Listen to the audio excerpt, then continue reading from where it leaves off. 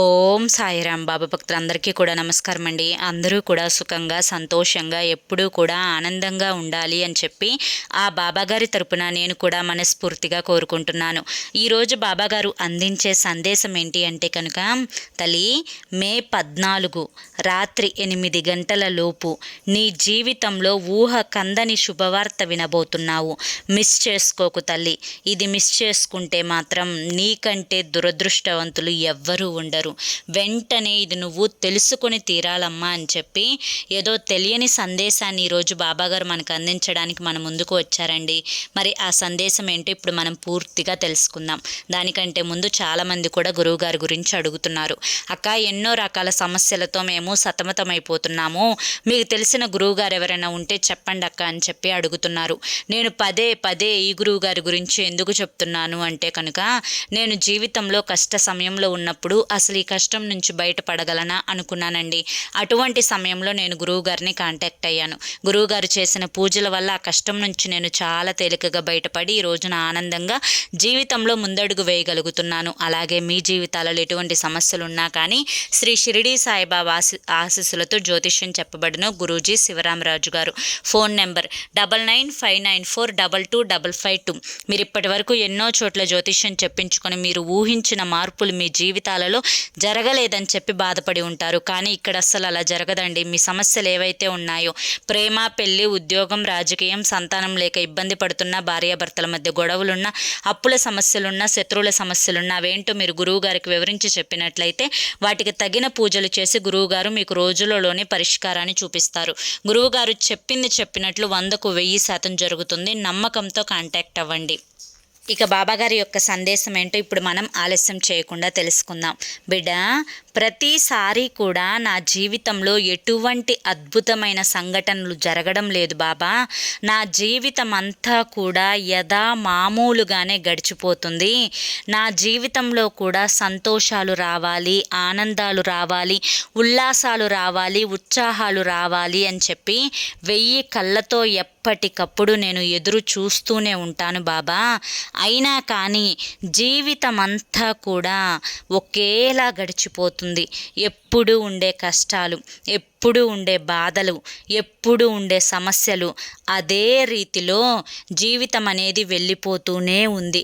ఇక జీవితంలో ఆనందాలు వస్తాయి అని చెప్పి, సంతోషాలు వస్తాయి అని చెప్పి నేను ఎప్పుడు నవ్వుతూ సరదాగా మనస్ఫూర్తిగా ఉత్సాహంగా సంతోషంగా ఉంటాను అని చెప్పి మనసులో ఏ మాత్రం కూడా ఆశ అనేదే లేకుండా పోయింది బాబా. ఎందుకంటే పూర్తిగా ఆశలనేవి చచ్చిపోయాయి బాబా. ఎప్పుడూ కూడా ఈ జీవితంలో మార్పులే రావు. ఎందుకంటే నాకంటే దురదృష్టవంతులు మరి ఎవ్వరూ ఉండరు కాబట్టి, నా తలరాత ఇలా రాశారు కాబట్టి ఇక నా జీవితం ఇంతేనని చెప్పి సర్దుకుపోతుంది తప్పితే ఇక నేను చేయగలిగింది ఏమీ కూడా లేదు. ఇలా అనుకునే నా మనసుని కూడా ఎప్పటికప్పుడు సిద్ధం చేసుకుంటూ వస్తున్నాను అని చెప్పి ప్రతిసారి కూడా మొరపెట్టుకుంటూనే ఉంటున్నావు కదా తల్లి. అయితే ఒక్కసారి కళ్ళు మూసుకో. నీ జీవితంలోకి నువ్వు కోరిన సంతోషాలన్నీ కూడా వస్తే ఎంత ఆనందంగా ఉంటుంది, ఎంత సంతోషంగా ఉంటుందో ఒక్కసారి ఊహించుకో. ఆ ఊహ అనేది చాలా అందంగా ఉంది కదా బిడ్డ. అయితే నీ ఊహ, నీ కళ, నీ సంతోషం అన్నీ కూడా నిజం కాబోతున్నాయి. మే 14 రాత్రి 8 గంటల లోపు ఖచ్చితంగా ఊహ కందని శుభవార్త అనేది నువ్వు వినబోతున్నావు. దేని గురించి అయితే నువ్వు ఎదురు చూస్తూ ఉన్నావో, ప్రత్యేకించి నీ జీవితంలో ఏ మార్పు రావాలి అని చెప్పి నువ్వు కోరుకుంటూ ఉన్నావో ఆ మార్పు అనేది ఖచ్చితంగా మే 14 రాత్రి 8 గంటల లోపు వచ్చి తీరుతుంది తల్లి. బిడ్డ, మే 14 బుధవారం వచ్చింది కదా, అంటే గురువారం రోజుకల్లా కూడా బాబా నువ్వు అన్న మాట నిలబెట్టుకున్నావు బాబా, నా జీవితంలో సంతోషాలు వచ్చేసాయి బాబా, ఇక నీకు నేను రుణపడిపోయి ఉన్నాను బాబా అని చెప్పి నాకు ధన్యవాదాలు తెలుపుకుంటావు. ఎందుకంటే నీ జీవితంలో ఇప్పటి వరకు కూడాను ఎటువంటి సంతోషాలు వచ్చినా, ఎటువంటి ఆనందాలు వచ్చినా ప్రతిసారి కూడా గురువారం రోజే జరుగుతూ ఉన్నాయి. అవును కదా? అయితే ఈ గురువారానికి కూడా బోలెడంత సంతోషం అనేది నీ జీవితంలో నిండబోతోంది. అది నువ్వు దేని గురించా అని చెప్పి అనుకుంటూ ఉంటున్నావు కదా తల్లి, నీ మనసులో ఏ కోరిక నెరవేరాలి అని చెప్పి కోరుకుంటున్నావు? అది నీ భర్త గురించా, లేదా నీ బిడ్డల గురించా, లేదా నీ చదువు గురించా, నీ భవిష్యత్తు గురించా, నీ ఉద్యోగం గురించా, నీ ఆరోగ్యం గురించా? నీ సమస్య అనేది అసలు ఎక్కడ ఉంది? ఎక్కడ నుంచి మొదలెడితే నీ సమస్యలన్నీ కూడా పోతాయి? నీ సమస్యలన్నీ పూర్తిగా తీరిపోవాలి అంటే ఏ సంతోషం నీ జీవితంలో అడుగు పెట్టాలి? అది నువ్వు సంకల్పించుకోవాలి. ఆ సంకల్పం అనేది నువ్వు చేసుకుంటే ఖచ్చితంగా మే 14 సాయంత్రం 8 గంటలకు నీ సంకల్పం అనేది తీరి దాని తాలూకా శుభవార్త అనేది నీ చెవిన ఖచ్చితంగా పడి తీరుతుంది. అవును తల్లి, దానికోసం నువ్వు చేయవలసిందల్లా ఏంటి అంటే మొదట నువ్వు నమ్మకాన్ని పెట్టుకోవడం. ఎందుకంటే తల్లి, నమ్మకం లేకుండా ఏ పనులు కూడా జరగవు అని చెప్పి గుర్తుంచుకో. ఎందుకంటే మనిషిని నమ్మకమే నిలబెడుతుంది, నమ్మకమే ప్రాణాలతో ఉంచుతుంది. ఎంత ప్రాణం పోయే జబ్బు వచ్చినా కూడా ఈ జబ్బు నన్ను ఏమీ చెయ్యలేదు అని చెప్పి మనిషి నమ్మితే ఇక 2 సంవత్సరాలు ఎక్కువగా బ్రతుకుతాడు. అవునా కాదా? అలాగే ఇప్పుడు నువ్వు నీకున్న కష్టం, బాధ, సమస్య అన్నీ కూడా తీరిపోతే నువ్వు ఖచ్చితంగా నీ ఊహకందని శుభవార్తని నువ్వు విన్నట్లే కదా. అవును కదా బిడ్డ, ఏం చెప్తున్నానో జాగ్రత్తగా అర్థం చేసుకునే ప్రయత్నం చెయ్యి. నీ జీవితంలో ఏ సమస్య అయితే వెళ్ళిపోవాలో, ఏ సమస్య అయితే నీ జీవితం నుండి పూర్తిగా దూరం అయిపోవాలో, ఏ సమస్య అయితే నిన్ను వెంటాడి వేధిస్తుందో ఆ సమస్య నుంచి నువ్వు పూర్తిగా దూరం అయిపోవాలి అంటే మొదట నీ మనసులో నుంచి ఆ కష్టాన్ని తీసి పడేసేయాలి. ఆ కష్టం ఉంది అని కూడా నువ్వు గుర్తుంచుకోకూడదు. అది పూర్తిగా నీ నుండి వెళ్ళిపోయింది అని చెప్పి నువ్వు నమ్మి తీరాలి. ఈరోజు 12వ తారీఖు అంటే సరిగ్గా 13వ తారీఖు, 14వ తారీఖు సాయంత్రం 8 గంటల వరకు నీకు సమయాన్ని నేనిస్తున్నాను.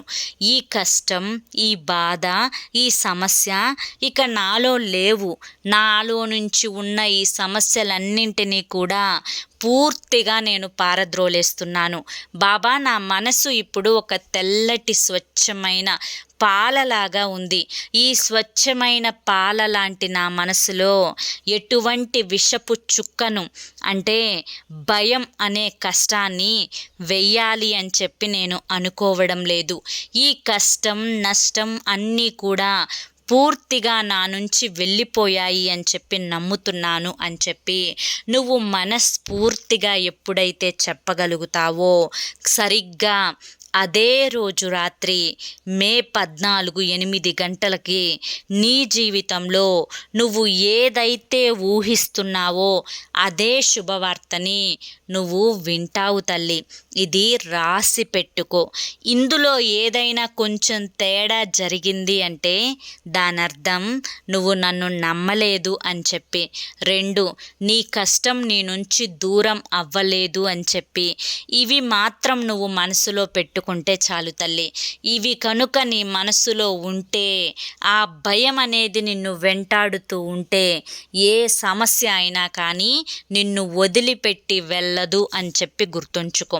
కాబట్టి ఏ సమస్య అయినా, ఏ కష్టమైనా, ఏ నష్టమైనా ఈ ఒక్కరోజే రేపటి నుంచి నా జీవితం అద్భుతంగా మారుతుంది అని చెప్పి నమ్మకాన్ని నువ్వు బలోపేతం చేసుకోగలిగితే నీ జీవితం ఆనందమయంగా ఉంటుంది.